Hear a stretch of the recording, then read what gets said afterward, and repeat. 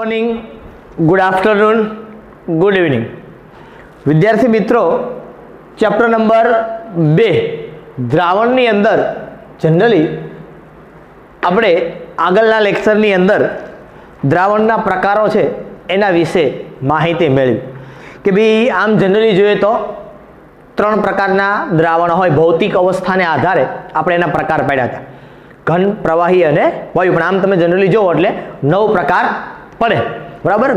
ઘન પ્રવાહી, ઘન વાયુ, એ પ્રમાણે તમે જનરલી જો તો 9 પ્રકાર આપણે પડી શકે, બરાબર. એની ચર્ચા પણ જોઈ, એના ઉદાહરણો પણ આપણે આગળના લેક્ચરની અંદર વાત કરી ગયા. હવે અત્યારે આપણે જે વાત કરવાની છે એ દ્રાવણની સાંદ્રતાની અભિવ્યક્તિ કરવી છે. શું કરવાનું છે? હવે દ્રાવણની સાંદ્રતાની અભિવ્યક્તિ. તો પહેલો પ્રશ્ન મગજની અંદર થાય કે સર 2 શબ્દ મગજમાં નથી આવતા, સાંદ્રતા એટલે શું અને અભિવ્યક્તિ એટલે શું? તો અભિવ્યક્તિ તો એકદમ સરળ વાત છે. અભિવ્યક્તિ એટલે રજૂઆત, અભિવ્યક્ત કરવું એટલે રજૂઆત કરવી. શેની વાત કરવાની છે આપણે? તો કે સાંદ્રતાની. સાંદ્રતા એટલે શું? કે ભાઈ એકમ કદના દ્રાવકમાં જરૂરી દ્રાવ્યના જથ્થાને તેની સાંદ્રતા કહેવાય. કે એકમ કદનો દ્રાવક મતલબ કે તમારે દ્રાવકનું કદ છે ફિક્સ કરી લેવાનું કે 1 લીટર છે કે 1 ગ્લાસ છે કે 100 ml છે કે 500 ml. એમાં તમે જે દ્રાવ્ય પદાર્થ ઉમેરો છો એ કેટલો ઉમેરો છો એના આધારે એની સાંદ્રતા છે એ નક્કી થાય, વધુ છે કે ઓછી છે. તો સાંદ્રતા છે એ શું કીધું મેં તમને? તો કે એકમ કદના દ્રાવકમાં ઉમેરવામાં આવતો અથવા તો દ્રાવ્ય પદાર્થના જથ્થાના પ્રમાણને તેની સાંદ્રતા કહેવાય. એકમ કદના દ્રાવકમાં, બરાબર છે, ઉમેરાતા દ્રાવ્યના જથ્થાને તેની સાંદ્રતા કહે છે. પહેલા હું વ્યાખ્યા તમને લખી દઉં, બરોબર, કે સાંદ્રતા શું છે.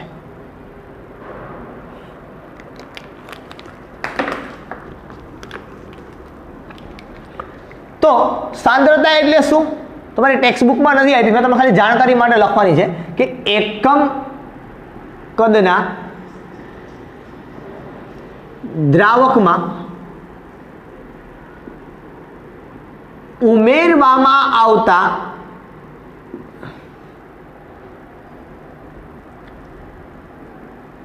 દ્રાવ્યના જથ્થાને તેની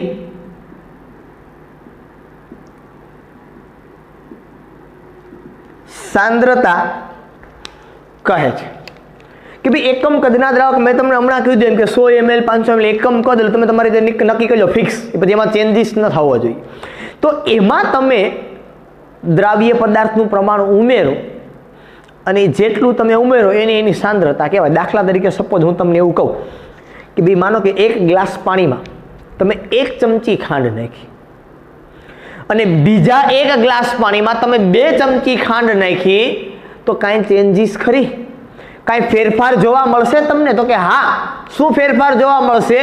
તો કે ભાઈ સર 1 ચમચી ખાંડ જેમાં નાખી એ ઓછું ગળ્યું લાગશે અને 2 ચમચી ખાંડ જેમાં નાખી એ વધુ ગળ્યું લાગશે, બરાબર. તો એની સાંદ્રતામાં ફેરફાર થયો, સાંદ્રતા વધી કે ઘટી, કેટલી હોવી જોઈએ? પણ પ્રશ્ન મોટો એ છે કે સાંદ્રતા છે ને એને 2 રીતે રજૂ કરી શકાય.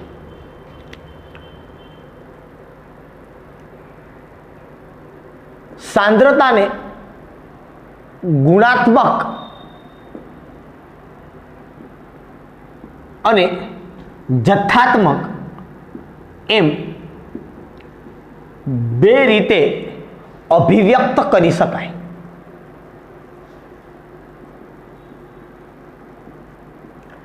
અભિવ્યક્ત કરી શકાય એનો મતલબ કે એને રજૂ કરી શકાય કે કાં તો ગુણાત્મક અથવા તો જથ્થાત્મક. ગુણાત્મક મીન્સ વોટ? ગુણાત્મક એટલે શું? તો કે ગુણ દર્શક. ગુણાત્મક એટલે શું? ગુણ દર્શક. જથ્થાત્મક એટલે શું? તો કે જથ્થા દર્શક, જથ્થાને આધારે. ગુણના આધારે અથવા તો જથ્થાના આધારે નક્કી કરી શકે કે કેટલું છે. હવે જનરલી જ્યારે તમે દ્રાવણ છે એને ગુણાત્મક કે જથ્થાત્મક રીતે વાત કરો, દાખલા તરીકે ગુણાત્મકની વાત કરો તો ગુણાત્મકની દ્રષ્ટિએ દ્રાવણ છે એ બે પ્રકારનું પડે, કાં તો મંદ દ્રાવણ અથવા તો બીજો પ્રકાર પડે એનો સાંદ્ર દ્રાવણ. ફરી પાછો મગજની અંદર પ્રશ્ન જાગે કે સર મંદ દ્રાવણ એટલે શું? મંદ દ્રાવણ એટલે શું? તો કે દ્રાવકમાં દ્રાવ્યનું પ્રમાણ ઓછું,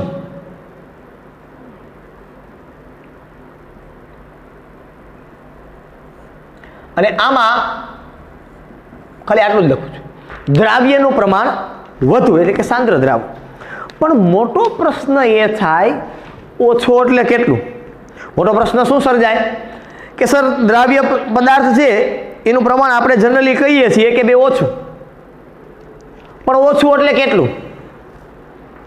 દ્રાવ્ય પદાર્થનું પ્રમાણ વધુ, વધુ એટલે કેટલું? કોના કરતા વધુ, કોના કરતા ઓછું? હવે અહીંયા કોન્ટ્રાવર્સી સર્જાય. બરાબર, હું તમને એમ કહું કે એક ગ્લાસ પાણી હોય, બરાબર, ચા માનો કે બનાવવાનો હોય તો આપણે એમ કે બે ગ્લાસ પાણીમાંની ચા બનાવો, તમને જનરલી લગભગ બધાને ચા બનાવતા આવડતી, તો એક ગ્લાસ પાણી હોય તો ભાઈ ખાંડ કેટલી નાખવાની?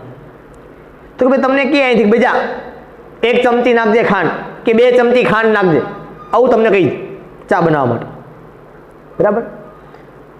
પણ શું તમે દર વખતે 2 ચમચી નાખો એટલે એક્ઝેક્ટ વજન હોય એનું? તો કે નહીં, ચેન્જીસ તો આવે છે, થોડોક ચેન્જીસ તો આવે છે. ક્યારેક 50 ગ્રામ એડ થાય, ક્યારેક 25 ગ્રામ એડ, સોરી 25 ગ્રામ તો ના થાય, ક્યારેક 48 ગ્રામ એડ થાય, ક્યારેક 52 ગ્રામ થાય, ઘણી વખત 45 થાય, ઘણી વખત 55 થઈ જાય. આ ચેન્જીસ આવે તો 10 ગ્રામનો ચેન્જ આવે આગળ પાછળ, મતલબ આગળ પાછળ મતલબ 5 ગ્રામ આગળ ને 5 ગ્રામ પાછળ, તો +or-5 ની ત્રુટી મળે. ફિઝિક્સની ભાષામાં જો વાત કરું તો કેટલી ત્રુટી મળે?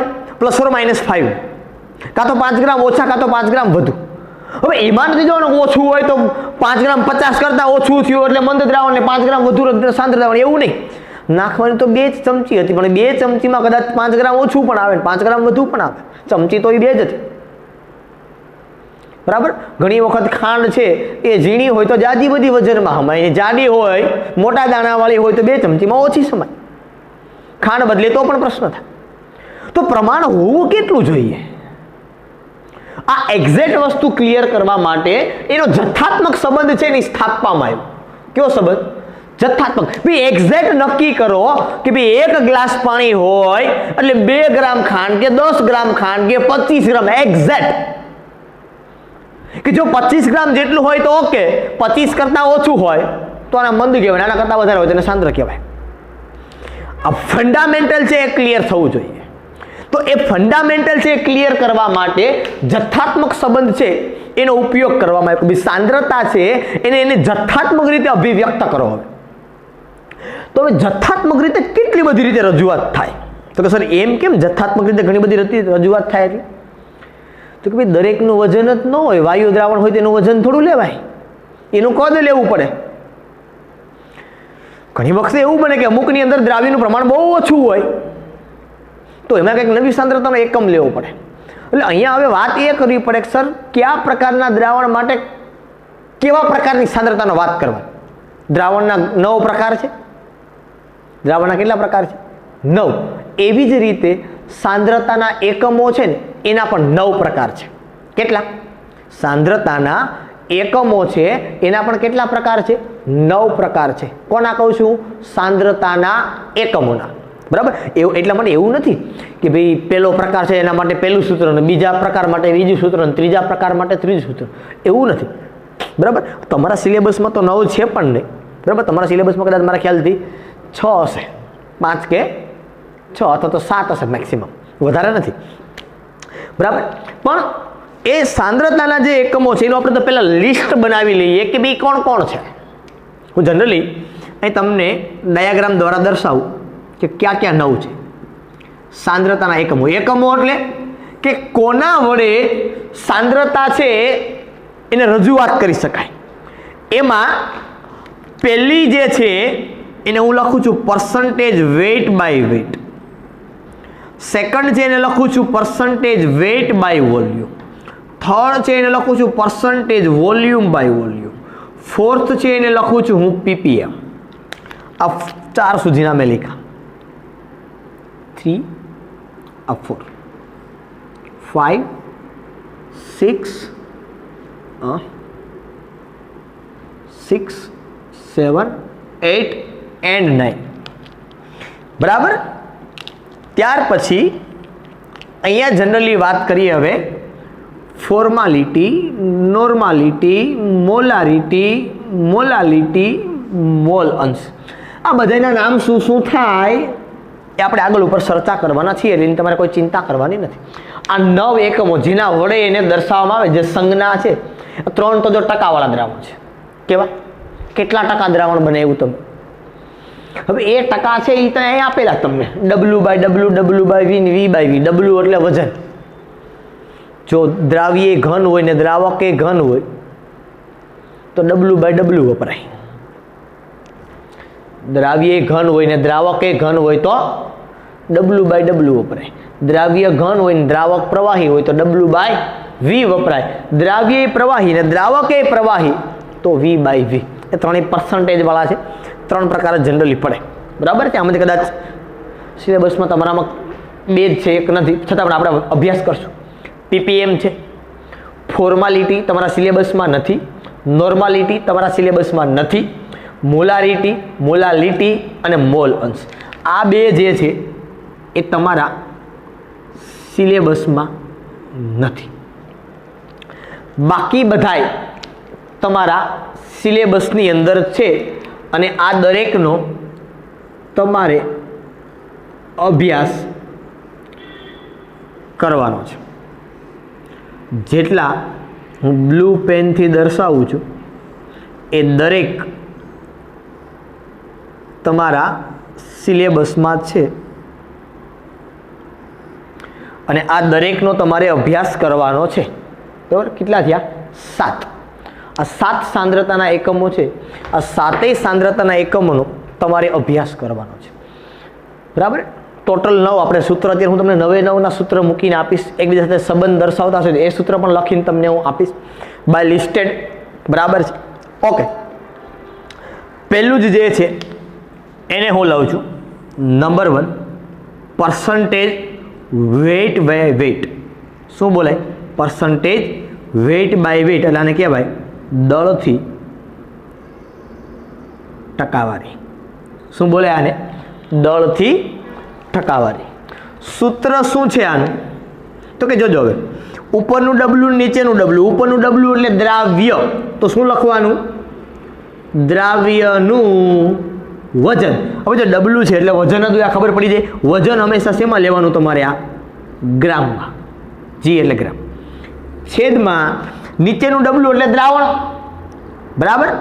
તો અહીં પાછું લખવાનું દ્રાવણનું વજન ગ્રામમાં અને આને ગુણ્યા 100. શું કામ? તો કે ટકુડી કાઢવા માટે. તમારે ટકુડી જોતી હોય તો તમારે આ કરવું પડે, 100 વડે ગુણવા પડે. બરાબર. આ વસ્તુ છે તમારી પાસે ટકુડી છે તેને કાઢી નાખવી તો ગુણી નાખો. બરાબર. તો આ વસ્તુ ટકા છે એટલે તમારે 100 એ લેવા પડે. એટલે આપણે ગુણ્યા એને 100 મૂકે તમને જે મળશે જવાબ શેમાં મળશે? સીધો ટકામાં મળી જશે. આ પહેલી વાત. મેઇન વાત આની આ રહી છે કે સર ખબર કેમ પડે કે આ દ્રાવણ આટલું છે તો આમાં કોનું પ્રમાણ કેટલું કેટલું હોય એ ખબર કેમ પડે? તમને જનરલી ઘણી બધા ભાગની અંદર બુક્સની અંદર આપેલું છે. માનો કે સપોઝ તમને આવું આપેલું હોય. ફોર એક્ઝામ્પલ હું તમને આવું કહું કે તમને આવું કીધું છે કે 10% ગ્લુકોઝનું પરસન્ટેજ વેઇટ બાય વેઇટ છે. શું છે તમારી પાસે? Percentage weight by weight. બરોબર. તો આને તમારે જનરલી દર્શાવવાની વાત આવે બરોબર તો કઈ રીતે દર્શાવવાનું કે ભાઈ 10% ગ્લુકોઝનું પાણીમાં દ્રાવણ બનાવેલું છે. આવું શું કે સર? અમે કે સર આ તો પાણી છે ને પ્રવાહી દ્રાવક છે તો એ પણ વજનમાં પણ ચાલે, એમાં કંઈ વાંધો નથી. તમને કીધું હોય તો હું તમને કહી દઈએ કે 10% ગ્લુકોઝનું દ્રાવણ દળથી ટકાવારી ધરાવે છે. બરાબર, તો એ ચાલે. પાણી છે તમે ગ્રામમાં કે એમએલમાં કાંઈ ફેર ના પડે એમાં, એટલે ચાલે. તો આનો મતલબ શું થાય? 10% ગ્લુકોઝનું પાણીમાં દ્રાવણ. તમે આમાં જોઈ લેવાનું દ્રાવ્ય કોણ અને દ્રાવક કોણ, જોઈને ખબર પડે. દ્રાવ્ય ગ્લુકોઝ છે અને દ્રાવક છે એ કોણ છે? તો કે દ્રાવક છે એ પાણી છે. એ ખબર કેમ પડે? તો આનો મતલબ શું થાય? આનો મતલબ શું થાય? તો કે આનો મતલબ આવો થાય કે 10 ગ્રામ ગ્લુકોઝ અને 90 ગ્રામ પાણી, ટોટલ 100 થવું જોઈએ. કેટલું થવું જોઈએ ટોટલ? 100. તો 10 ગ્રામ ગ્લુકોઝ અને બાકી કેટલું હોય પાણી? તો કે 90 ગ્રામ. ટોટલ 100. ટકાવારી વાળું દ્રાવણ હોય એટલે એ કેટલું થવું જોઈએ? 100 કરતાં વધવું જોઈએ નહીં. આ મગજમાં ખાસ રાખવાનું છે, કારણ કે ટકો હોય 100 કરતાં વધારે ટકા ના આવે કોઈને. સાંભળ્યું કોઈ મારે 102 આવ્યો ન આવે, ઘરનો ઉમેરો થાય. એટલે ખાસ આ બાબતની ધ્યાન રાખવાનું છે કે 10% ગ્લુકોઝનું જલીય દ્રાવણ આવું તમને કીધું કે તો દળથી કીધું એટલે 2 ગ્રામમાં જ લખવાના, પછી એક ml-માં નથી લખવાનું. આવી જ રીતે બજારું બ્લીચિંગ હોય ને, બીજું એક્ઝામ્પલ આપ્યું છે કે બજારું બ્લીચિંગ એ 3.67% દળથી સોડિયમ હાઇપોક્લોરાઇટ ધરાવે છે. આ પાણીમાં દ્રાવણ 3.67% દળથી કોણ છે? સોડિયમ હાઇપોક્લોરાઇટ. હું સૂત્ર તમને બુકમાં લખીને આપું છું, તમારી ટેક્સ્ટ બુકમાં નામ લખીને આપ્યું છે એટલે સૂત્ર કદાચ લખી લેજો, બાય ચાન્સ તમને પૂછે તો ખ્યાલ પડે. બરાબર, આઈ એમ સોરી ફોર ધેટ. 3.67 નહીં, 3.62% દળથી સોડિયમ હાઇપોક્લોરાઇટ. મગજમાં બેઠું બધાને કે ના? મગજમાં બેઠું કે આટલા ટકા દ્રાવણ છે, આનો મતલબ તમારે ટોટલ 100%. ટકા હંમેશા 100 નીકળે, ટોટલ 100% થાય. બરોબર, તો 10 ગ્રામ ગ્લુકોઝ અને 90 ગ્રામ પાણી. તમારે દ્રાવ્ય છે એ ગ્લુકોઝ થાય ને દ્રાવક છે એ પાણી થાય. ઓકે, સેકન્ડ જે ફોર્મ્યુલા છે આપણી, એના ઉપર આપણે જવું છે તો percentage weight by volume. Second formula કઈ છે? તમારી ટેક્સ્ટ બુકમાં આ પણ ખાસ કરીને નથી. બરોબર, વેઇટ બાય વોલ્યુમ તમારા સિલેબસમાં નથી, પણ કદાચ પૂછવું હોય તો આપણે આવડવું જોઈએ. Weight by volume. બરોબર, આને કહેવાય દળ કદથી ટકાવારી. શું કહેવાય? દળ કદથી ટકાવારી. તો આનું સૂત્ર શું થાય? ઉપરનું જોવાનું શું છે તો લખવાનું દ્રાવ્યનું વજન ગ્રામમાં, છેદમાં શું લખશું અહીંયા? દ્રાવણનું, વી એટલે વોલ્યુમ, વોલ્યુમ એટલે કદ. હવે છેદમાં હંમેશા દ્રાવણ જ હોય. દ્રાવણનું કદ ml-માં અને આને ગુણી દો 100 વડે, મતલબ અંશમાં 100 લખવાનું. અમુકને ખબર ન પડે અંશમાં લખવા છેદમાં લખો, અંશમાં 100. બરોબર, હવે આમાં પણ તમારે બેસ્ટ એક્ઝામ્પલ છે. માનો કે તમારે બંધ બેસાડવું હોય તો તમે અહીંયા લખી શકો. ફોર એક્ઝામ્પલ 10% ને બદલે હું આવું કરી દઉં, માનો કે 12% ગ્લુકોઝને બદલે હું લખી નાખું કે ખાંડનું જલીય દ્રાવણ. તો આનો મતલબ શું થાય? આવજો 12% ખાંડનું છે. કેવી રીતે આપ્યો? તમને કહી દીધેલું હોય કે ભાઈ દળ કદથી ટકાવારી. તો તમારે સમજવાનું, તો શું સમજવાનું? તો કે 12 ગ્રામ ખાંડ અને બાકી વધી કેટલી? તો કે 88 ગ્રામની લખવાનું. હવે લખવાનું ml પાણી. કેટલું થાય? 88 ml પાણી. ઓકે, આ બીજું સૂત્ર થયું. ત્યાર પછી ત્રીજા સૂત્ર ઉપર આપણે જવું છે. ત્રીજું સૂત્ર છે તમારી પાસે પર્સન્ટેજ વોલ્યુમ બાય વોલ્યુમ. એટલે આને કહેવાય કદથી. બે કદ છે એટલે કદથી કયો તો પણ ચાલે, એટલે કદથી ટકાવારી કયો તો પણ ચાલે. ચાલો હવે તમને જોઈને સૂત્ર લખતા આવડે, આરામથી આવડે. શું થાય? તો અહીં લખવાનું દ્રાવ્યનું, જો વી છે એટલે વોલ્યુમ, વોલ્યુમ છે એટલે કદ. દ્રાવ્યનું કદ ml-માં ના છેદમાં. હાલો છેદમાં વી, તો શું લખવાનું? દ્રાવણનું કદ ml-માં ગુણ્યા 100. બરાબર છે. અહીંયા તમારે એક્ઝામ્પલ આપવું હોય તો તમે સરળતાથી આવજો. વોલ્યુમ બાય વોલ્યુમ છે, કેવું આપ્યું તમને? Volume by volume. તો અહીં લખવાનું તમારે કે પાણીમાં 10% ઇથેનોલ, આવું લખું. શું લખું? પાણીમાં 10% ઇથેનોલ નું દ્રાવણ, આવું લખીએ આપણે. તો આનો અર્થ શું થાય જુઓ, તો કે ભાઈ આનો અર્થ સીધો થાય કે 10% ઇથેનોલ કીધું, તો આનો મતલબ એવો થયો કે 10 ml ઇથેનોલ અને બાકીનું તો કે 90 ml પાણી, બંને વોલ્યુમની અંદર છે. હવે ખાસ કરીને આની અંદર છે ને ઇથિલિન ગ્લાયકોલ એક બેસ્ટ એક્ઝામ્પલ તરીકે તમે લઈ શકો. છે ને લઈ શકો ઇથિલિન ગ્લાયકોલ. હવે આ ઇથિલિન ગ્લાયકોલ છે ને એનું જનરલ લગભગ 35 કે કંઈક 36% જેવું કંઈક દ્રાવણ હોય. દાખલા તરીકે એક્ઝેક્ટ ક્લિયર નથી પણ નહીં વાંધો આવે, લગભગ એટલું જ છે. એ જ ને પેનથી આપણે એક્ઝામ્પલ લખીએ કે 35% volume by volume ethylene glycol નું જલીય દ્રાવણ કારમાં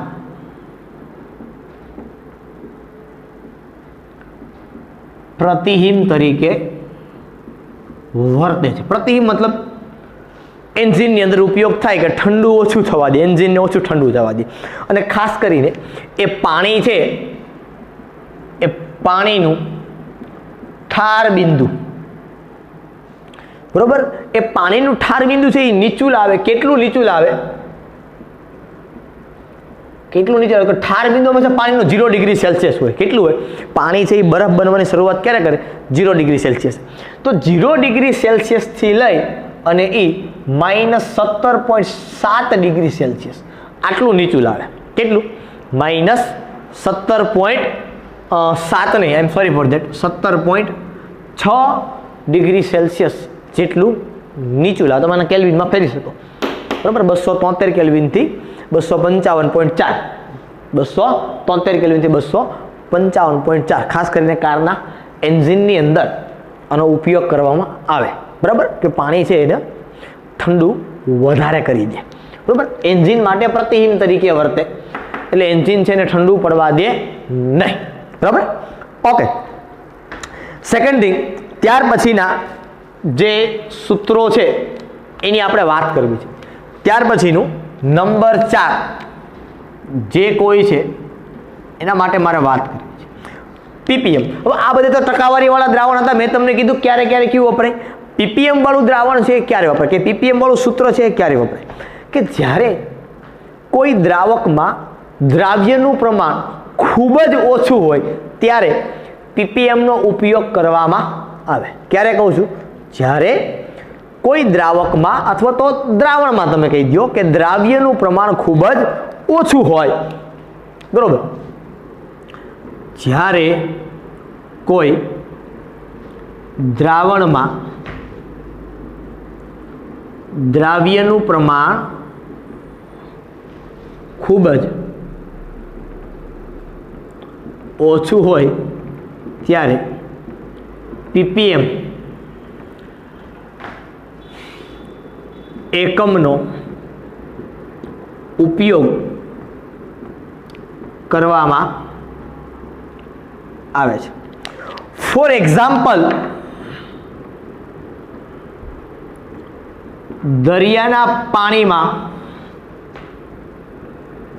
સદૂષકનું સ્તર અથવા તો દરિયાના પાણીમાં દ્રાવ્ય થયેલા ઓક્સિજનનું પ્રમાણ, દરિયાના પાણીમાં દ્રાવ્ય O2 નું પ્રમાણ, અથવા તમે બીજું એડ એ કરી શકો કે હવામાં પ્રદૂષકનું પ્રમાણ,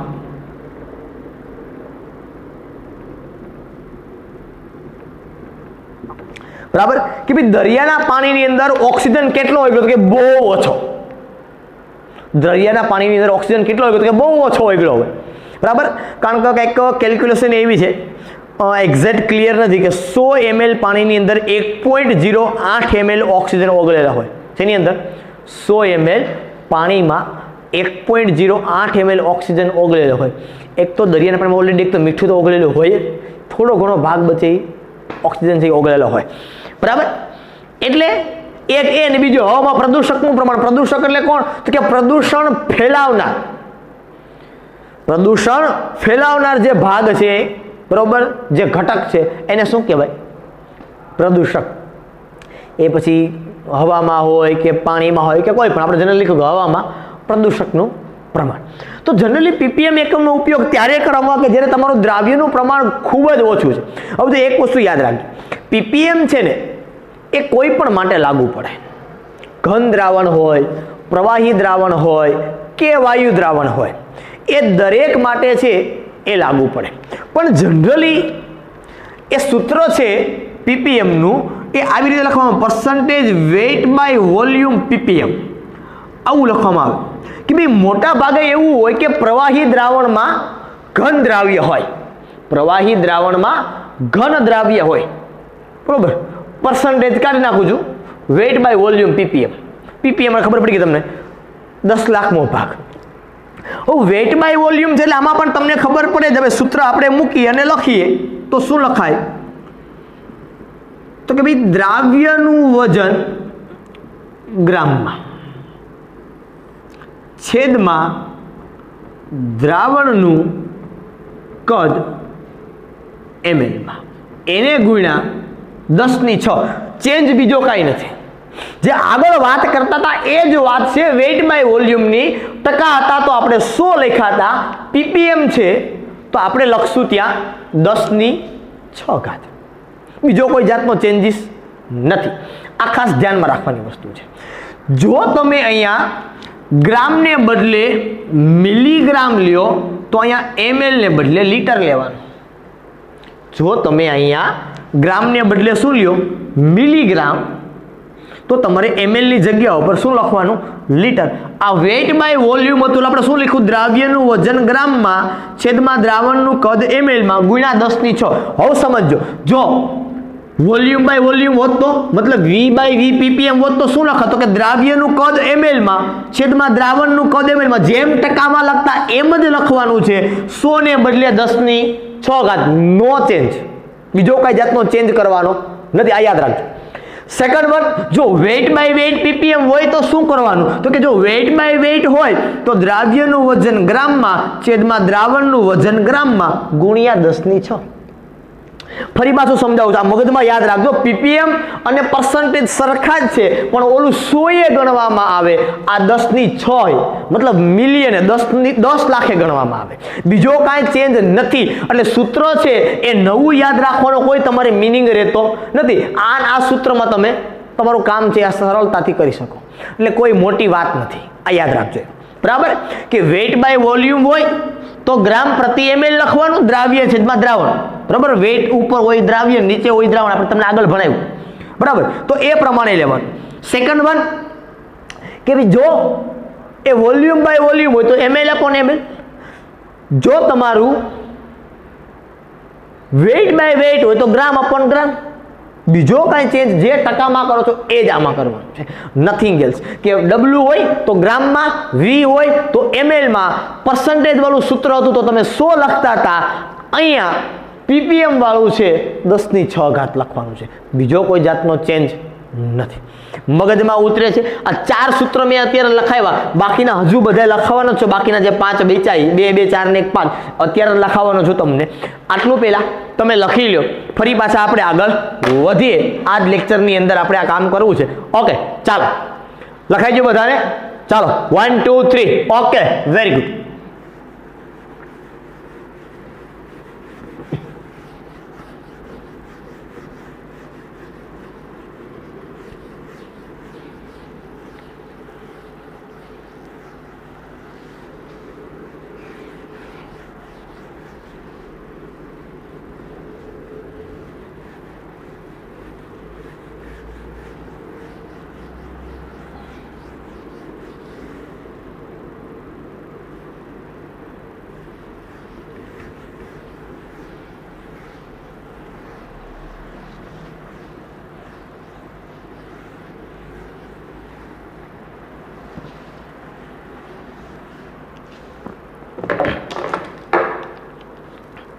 बाकी આપણે આગળ પાંચમા સૂત્ર તરફ આગળ વધીએ. પાંચમું સૂત્ર આપણી પાસે શેનું હતું? બરોબર, જેની જરૂરિયાત છે એ પહેલાં લખું છું. પાંચમું સૂત્ર લખું છું મોલારિટી. શું લખું છું? Molarity, capital M. આ ભૂલાવું નહીં, તમે 11મા ધોરણમાં ભણી ગયા. મોલારિટી એટલે કેપિટલ એમ વડે એને દર્શાવવામાં આવે. તમે કદાચ મારા ખ્યાલથી ભણી ગયા છો કે મોલારિટી એને તમે જનરલી આવી રીતે દર્શાવી શકો. કેવી રીતે? તો કે મોલ પ્રતિ લીટર. શું લખી શકો? મોલ પ્રતિ લીટર. તમે આવું ભણેલા જ છો, બરાબર. મોલ એટલે શું? તો કે વજનના છેદમાં આણ્વીય દળ. ઉપર હોય, મેં તમને કીધું ઉપર હોય શું હોય? તો કે ઉપર હોય દ્રાવ્ય, નીચે હોય તો કે ઈ દ્રાવણ. હાલો, ઉપર કોણ છે? મોલ. અને બીજું શું લખાય? તો જો આમ લખાય, દ્રાવ્યનું વજન ગ્રામમાં. જો મોલ ઉપર છે ને, મોલ એટલે શું થાય? વજનના છેદમાં આણ્વીય દળ. આવું તમે ભણી ગયા. હવે આણ્વીય દળ આમ તો ઉપર છે પણ લખવું પડે આપણે હેઠે, બરાબર, કારણ કે મોલ છે. નીચે લખવું પડે એટલે શું લખવું પડે? અહીંયા દ્રાવ્યનું આણ્વીય દળ ગુણ્યા દ્રાવણનું કદ લીટરમાં. પૂરું. આ મોલારિટીનું સૂત્ર તમારું થઈ ગયું. દ્રાવ્યનું વજન ગ્રામમાં છેદમાં દ્રાવ્યનું આણ્વીય દળ એને ગુણ્યા દ્રાવણનું કદ લીટરમાં. બરાબર છે. આમાં કદાચ મારો કંઈ એક્ઝામ્પલ આપવું હોય, બરોબર, ફોર એક્ઝામ્પલ કદાચ આપવાની જરૂરિયાત નથી, પણ તમને ખ્યાલ હોવો જોઈએ કે ભાઈ 1 મોલર NaOH નું જલીય દ્રાવણ એટલે કે 1 લીટર પાણીમાં, તો 1 લીટર પાણીમાં તો ન કે પણ 1 લીટર દ્રાવણમાં 1 મોલ NaOH, આવું કહેવાય. 1 લીટર દ્રાવણમાં, દ્રાવણ મતલબ તમારું પાણીમાં જ છે, બરોબર, કે 1 લીટર પાણીમાં 1 મોલ NaOH, બરાબર, આવું તમે કહી શકો. Okay, next number 6, molality small m વડે. જો મોલાલિટી એટલે આવું થાય જનરલી મોલ પ્રતિ કિલોગ્રામ. આ પણ તમે 11મા ધોરણની અંદર ભણી ગયા છો અને ઘણી બધી જગ્યાઓ પર તમે આનો યુઝ કરી ગયા. મોલ પ્રતિ કિલોગ્રામ. હાલો, ઉપર હોય દ્રાવ્ય, નીચે હોય દ્રાવણ, પણ અહીંયા થોડુંક ચેન્જ થશે ભાઈ. મોલાલિટીમાં ખાસ ધ્યાન આપવાનું છે. તમે ભણી ગયા છો તો શું લખશું? તો કે અહીંયા દ્રાવ્યનું વજન ગ્રામમાં છેદમાં દ્રાવ્યનું આણ્વીય દળ ગુણ્યા અહીંયા ખાસ દ્રાવકનું વજન કિલોગ્રામમાં. આ ભૂલ નથી કરવાની. આ બેમાં ફેર છે. આ લીટરમાં છે ને આ કિલોગ્રામમાં છે, પણ આ દ્રાવક છે. મોલાલિટી એટલે સ્મોલ એમ. આ ભૂલાવું ન જોઈએ, બરોબર. જે લેટર છે એમાં મિસ ના થવું જોઈએ. મોલાલિટી સ્મોલ એમ વડે દર્શાવાય. દ્રાવ્યનું વજન ગ્રામમાં છેદમાં દ્રાવ્યનું આણ્વીય દળ એને ગુણ્યા દ્રાવકનું વજન કિલોગ્રામમાં. અહીંયા ક્યાંય કદ જ નથી આવતું, આમાં બધું વજન જ છે. ઓકે, આ 6 થઈ ગયા, બરોબર. અને 7મું આપણે વાત કરવી છે મોલ અંશ. એને x વડે દર્શાવાય. મોલ અંશનું સૂત્ર છે સરસ અને નાનું એવું કે ઘટકના મોલ છેદમાં કુલ મોલ. ઘટકના મોલ છેદમાં કુલ મોલ. ઘટક એટલે તો કે 2 ઘટકો હશે, એક દ્રાવ્ય અને બીજો દ્રાવક. તો અંશમાં તમે શેની વાત કરો છો? દ્રાવ્યની. તો કે અંશમાં દ્રાવ્યના મોલ છેદમાં કુલ મોલ, મતલબ દ્રાવ્ય વત્તા દ્રાવકના. જો તમે દ્રાવકની વાત કરતો હોય તો દ્રાવકના મોલ છેદમાં દ્રાવ્ય વત્તા દ્રાવકના મોલ. એટલે આ વસ્તુ છે એ તમારે ધ્યાનમાં લેવાની છે, બરોબર. અને બીજી વસ્તુ ખાસ યાદ રાખવાની કે મોલ અંશનો સરવાળો હંમેશા એક જ થાય, એટલે કે x1 plus x2 equal to 1.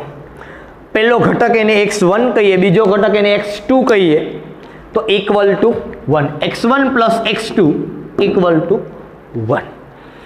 તમારા દ્રાવણમાં માનો કે બે ઘટક હોય, તમને એકનો મોલ અંશ મળે, બરોબર, તો બીજાનો ઓટોમેટિક x1 તમારી પાસે હોય તો સીધું શું કહેવાનું, x2 equal to 1 minus x. Same એના કરતાં ઉલટું, x2 equal to 1 minus x1, જે જોઈતું હોય તે તમને આમાંથી મળી જાય. એટલે આ સૂત્ર છે એ ખાસ મોલ અંશનું યાદ રાખવાનું છે. ઘટકના મોલ છેદમાં કુલ મોલ, અને મોલ અંશનો સરવાળો હંમેશા કેટલો થાય, એક જ થાય. એ કોઈ દિવસે વધારે ન થાય. આપણે લખ્યું x1 પ્લસ x2. પછી માનો 3 ઘટક હોય તો એટલા, 4 હોય તો એટલા, પણ આપણા સિલેબસમાં 2 જ ઘટક છે, દ્વિઅંગી દ્રાવણ છે. એક દ્રાવ્ય, બીજું દ્રાવક. એટલે તમને ટેક્સ્ટબુકની અંદર જે કંઈ પ્રમાણે આપ્યું છે એને હું ફોલો કરાવતો નથી. આ 7 સૂત્ર જે તમારા સિલેબસમાં છે એની વાત કરું છું. હવે બાકીના 2 સૂત્ર મારે તમને લખાવા છે જે તમારા સિલેબસમાં નથી. ફોર્માલિટી અને એફ વડે દર્શાવાય. શેના વડે દર્શાવાય? F, formality. ફોર્માલિટી છે એ કંઈક આના જેવી જ છે, બરાબર. એનું સૂત્ર શું થાય તો કે ભાઈ ફોર્માલિટીનું સૂત્ર થાય, ફોર્માલિટી બરાબર આવું લખવાનું છે, દ્રાવ્યનું વજન ગ્રામમાં છેદમાં દ્રાવ્યનું પ્રમાણ સૂચક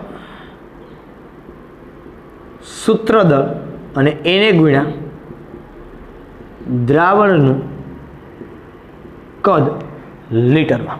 પ્રમાણ સૂચક સૂત્રદળ યાદ કરવાનો પ્રયત્ન કરો વિદ્યાર્થી મિત્રો. તમે ચેપ્ટર નંબર 1 ની અંદર ભણી ગયા. ક્યાં ભણી ગયા તમે? ચેપ્ટર નંબર 1 ની અંદર તમે આ વસ્તુ ભણી ગયા કે દ્રાવ્યનું વજન ગ્રામમાં, દ્રાવ્યનું પ્રમાણ સૂચક સૂત્રદળ કઈ રીતે મેળવાય એ તમે આખી ખબર આવતી, ટકાવારી આવતી, નાઇટ્રોજનના ટકા આટલા, ઓક્સિજનના ટકા આટલા, હાઇડ્રોજનના ટકા આટલા, બરોબર છે.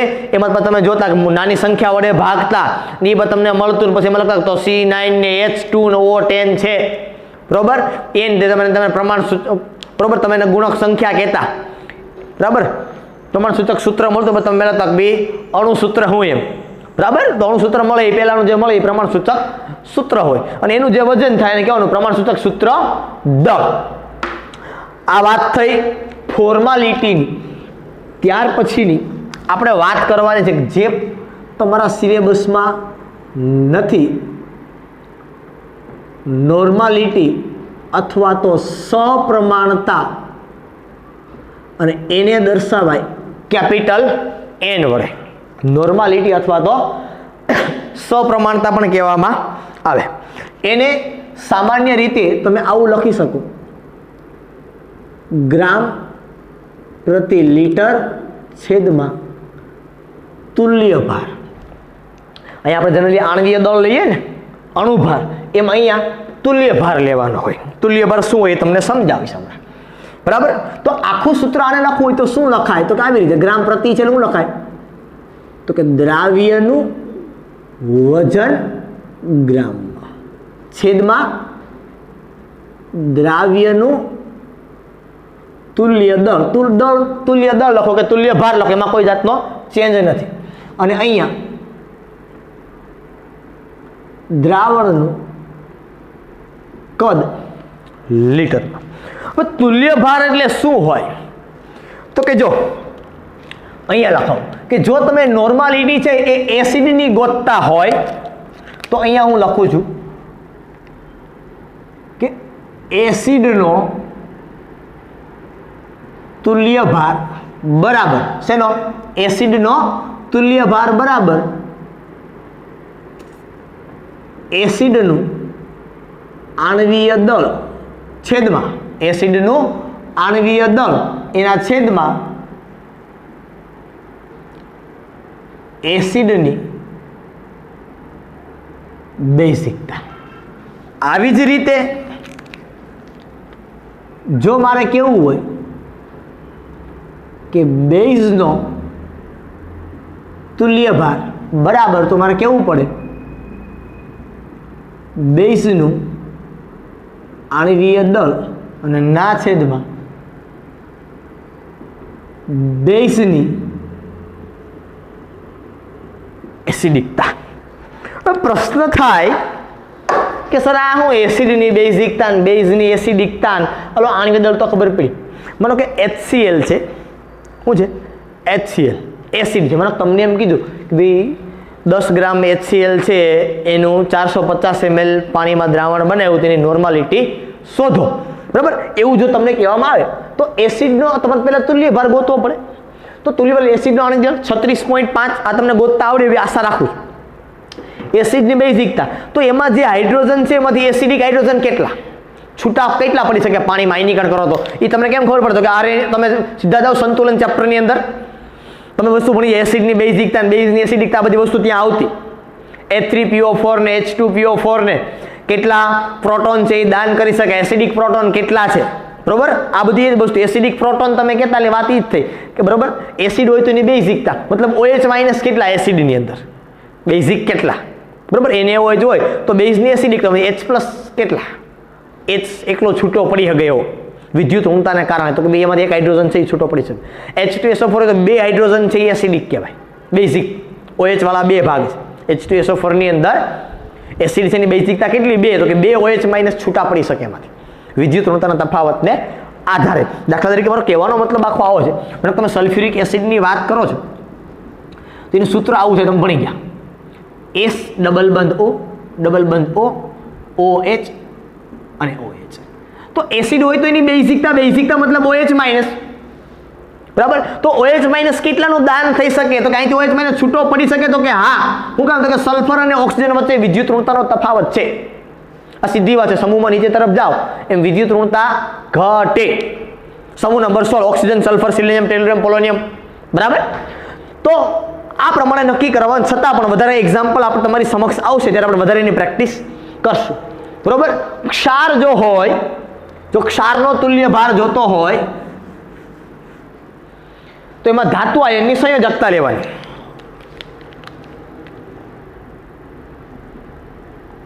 ક્ષારનો તુલ્ય ભાર બરાબર ધાતુ આયનની સંયોજકતા. શું લેવાનું? ધાતુ આયનની સંયોજકતા. એનો મતલબ આવો થયો કે ભાઈ ક્ષારનો તુલ્ય ભાર બરાબર શું થયું તો કે ભાઈ ક્ષારનું આણવીય દળ ના છેદમાં ધાતુ આયનની સંયોજકતા, બરોબર. માનો કે તમે NaCl ક્ષાર માટે તમને એમ કીધું કે ભાઈ 25 ગ્રામ NaCl નું 348 ml પાણીમાં દ્રાવણ બનાવવામાં આવ્યું તો એની નોર્માલિટી ગોતો. તો ક્ષાર છે એસિડ બેઝ ખબર ન પડે બાકી જે બધે ક્ષાર. તો ક્ષારનો તુલ્ય ભાર બરાબર ક્ષારનો અણુદળ NaCl નો અણુદળ 58.5 ભાંગા ધાતુ આયનની સંયોજકતામાંથી ધાતુ કોણ એ તમને ખબર પડી જાય આટલા આંટા હોવા જોઈએ તો કે એને ધાતુ સંયોજકતા કેટલી તો કે +1 તો ભાંગા +1 પૂરું. That's it. ઓકે, આ થઈ તમારી નોર્માલિટી. હવે અમુક એકબીજા સાથે સંબંધ દર્શાવતા જે સૂત્રો છે એ એકબીજાને સંબંધ દર્શાવતા સૂત્રો છે એનો પણ જનરલી આપણે ઉપયોગ આ ચેપ્ટરની અંદર કરવાનો છે, બરોબર. કે ભાઈ કોની સાથે કોણ છે એ સંબંધ છે એ દર્શાવે, બરોબર. તો ખાસ કરીને જે જરૂરિયાત છે એના ઉપર હું તમને જનરલી વાત કરું. મોલારિટી અને મોલાલિટી વચ્ચેનો સંબંધ. તો એનું સૂત્ર છે મોલાલિટી બરાબર મોલારિટી ના છેદમાં density minus m into m2. તો અહીંયા લખી નાખું જ્યાં તમને ખાલી એક m2 ની ખબર નથી પડતી. m2 બરાબર દ્રાવ્યનું આણવીય દળ. જો એક વસ્તુ હંમેશા યાદ રાખજો કે દ્રાવણમાં આ યાદ રાખવાનું તમારે આના માટે લખતો કે દ્રાવણમાં 1 ઇક્વલ ટુ દ્રાવ્ય અને 2 1 ઇક્વલ ટુ દ્રાવક અને 2 ઇક્વલ ટુ દ્રાવ્ય. આ તમારે ધ્યાન રાખવાનું. એ પછી કંઈ પણ 1 હોય, માનો કે N1 હોય, આનો મતલબ કે દ્રાવકનો મોલ, N2 હોય આનો મતલબ દ્રાવ્યનો મોલ, X1 હોય આનો મતલબ દ્રાવકનો મોલંશ, X2 હોય આનો મતલબ દ્રાવ્યનો મોલંશ, M2 હોય આનો મતલબ દ્રાવ્યનું આણ્વીય દળ, M1 હોય આનો મતલબ દ્રાવકનું આણ્વીય દળ, W2 હોય આનો મતલબ દ્રાવ્યનું વજન, W1 હોય આનો મતલબ દ્રાવકનું વજન. સમજમાં આવે છે? 1 ટેન્ડ્સ ફોર દ્રાવક અને 2 ટેન્ડ્સ ફોર દ્રાવ્ય. આ વસ્તુ તમારે તમારી મગજની અંદર બેસાડી રાખવાની છે કે કોઈ પણની અંદર 1 છે પ્રોનાઉન્સિએશન આવે એટલે દ્રાવક અને 2 છે એ દ્રાવ્ય માટે. બરોબર. Second thing, percentage weight by weight અને મોલારિટી વચ્ચે સંબંધ જોઈએ છે. પર્સન્ટેજ વેઇટ બાય વેઇટ અને મોલારિટી, વેઇટ બાય વોલ્યુમ લખ્યો આપો તમે તો પણ ચાલશે, અને મોલારિટી વચ્ચેનો સંબંધ. બરાબર. તો એનો સંબંધ શું છે? તો કે ભાઈ molarity equal to percentage weight by volume into density into 10 upon M2. Molarity છે એટલે તમને ખબર પડી જાય, અથવા ના ખબર પડતા અહીં લખી દઉં તમને, દ્રાવ્યનું આણ્વીય દળ. એવી જ રીતે ત્રીજો એક સંબંધ છે એ પર્સન્ટેજ વેઇટ બાય વોલ્યુમ, કદાચ વેઇટ બાય વેઇટ છે, વેઇટ બાય વોલ્યુમને, I am sorry for that, weight by weight અને નોર્માલિટી વચ્ચેનો સંબંધ.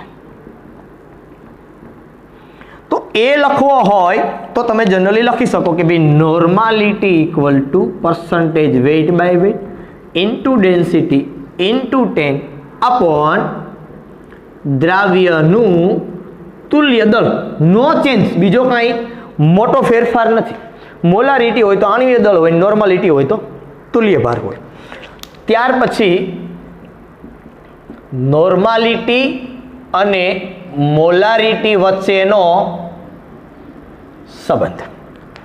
બે વસ્તુ છે, એક અહીંયા લખી દઉં છું કે નોર્માલિટી ગુણ્યા તુલ્ય દળ બરાબર મોલારિટી ગુણ્યા આણ્વીય દળ. એક આ છે. બીજું નોર્માલિટી ગુણ્યા બરાબર મોલારિટી ગુણ્યા n. આને યાદ રાખવાનું સિમ્પલ, ન મ ન. શું યાદ રાખવાનું? ન મ ન. જ્યાં n જો એસિડ હોય તો એસિડની બેઝિકતા. નોર્માલિટી કોની છે?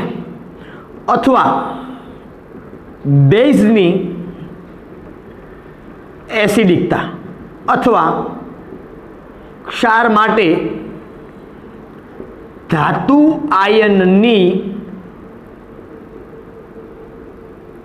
સંયોજકતા. હવે તમને ખબર પડી ગઈ ક્યાંની વાત કરું છું? તો કાંઈ હું છેદની વાત કરું. દરેકમાં શેની વાત કરું છું? છેદની. ઉપરની તમને હવે ખબર પડી ગઈ હોય કે ભાઈ એસિડ હોય તો એસિડનો આણ્વીય દળ છેદમાં એસિડની બેઝિકતા. બરાબર. અહીંયા તમારે સીધી મૂકવાની છે તો તમને સીધું સોલ્યુશન છે એ મળી જાય. તમને સીધી નોર્માલિટી મળી જાય. નોર્માલિટી જોતી હોય તો મોલારિટી, મોલારિટી જોતી તો બરાબર એક આપ્યું અને બીજું તમને આમાંથી મળે. તો આટલા સૂત્રો છે એનો આપણે જનરલી અવારનવાર કદાચ, નોર્માલિટી તો બહુ કદાચ તમારા સિલેબસમાં નહીં આવે, પણ આ બે સૂત્રો છે એનો કદાચ આપણે ઉપયોગ છે એ કરવાનો થશે. બરાબર. તો આ બધાય સૂત્ર છે 10 વખત લખી નાખજો. સૂત્ર યાદ હશે તો જ દાખલાઓ યાદ આવશે. આપણે મિનિમમ 20 થી 25 એક્ઝામ્પલ ગણવાના છે. એ જ સૂત્ર કદાચ અત્યારે પાકા કરજો જેની આપણે જરૂરિયાત છે. 7 અપ ટુ મોલન્સ. આમાં લગભગ 7 માંથી તો યાદ રાખવા પડે એવી બહુ જરૂરિયાત મને નથી લાગતી ક્યાંય કે યાદ ન રહે. Percentage weight by weight, percentage volume by volume ને percentage volume by weight by volume. Simple યાદ રહેશે. MPPM યાદ રહે કારણ કે પર્સન્ટેજને બદલે PPM 10 ની 6 કરી નાખો એટલે PPM થઈ ગયું તમારું. મોલારિટી તમને કદાચ મારા ખ્યાલથી આવડતા હોય મોલન્સની, એ તમે આગલા ધોરણની અંદર ભણી ગયા છો. બરાબર. 11મા ધોરણમાં કદાચ ન યાદ હોય તો યુ કેન રીડ ઇટ, તમે ભણી શકો. સંબંધ છે એ ખાસ કરીને આ 1-2 સંબંધ તમારે યાદ રાખવાના કે જે તમારે જરૂરિયાત છે. બાકી નોર્માલિટી તમારે લખી લેવાની, તમારી જાણકારી માટે તમારે રાખવાના છે. બાય ચાન્સ કદાચ ક્યાંક આવે આડું તો તમારી પાસે જાણકારી હોય તો તમે એક્ઝામ્પલ છે એ સોલ્વ કરી શકો. બરાબર, નીટ છે કે JEE છે કે એની અંદર બાય ચાન્સ પૂછે તો આપને એ વસ્તુ છે એનો ખ્યાલ હોવો જોઈએ.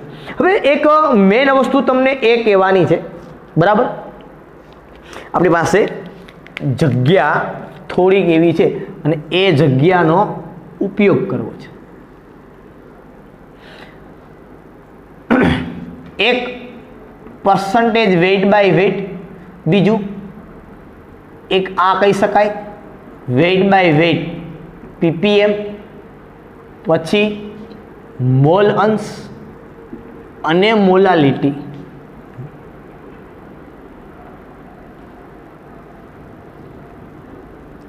તાપમાનથી સ્વતંત્ર છે કારણ કે તેના સૂત્રમાં